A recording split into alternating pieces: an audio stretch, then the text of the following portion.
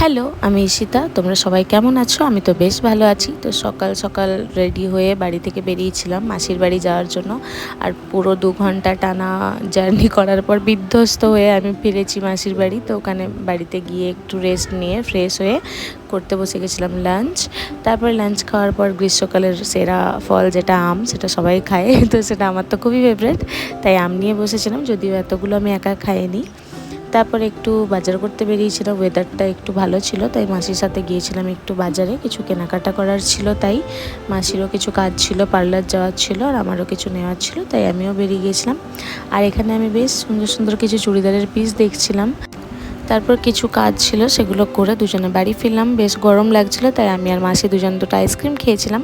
তারপর একটু রেস্ট নিয়ে বাড়িতে সন্ধ্যাবেলা গেছিলাম অন্য এক মাসির বাড়ি। আমার 2 মাসির বাড়ি পাশাপাশি পুরুলিয়াতে।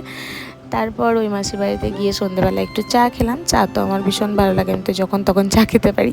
তারপর দেখলাম ডিনারের টাইম হয়ে গেছিলো, তো ডিনার করে নিয়েছিলাম। তো চলো বাই, ভিডিওটা এখানেই শেষ করছি। দেখা হচ্ছে অন্য একটা ভিডিওতে।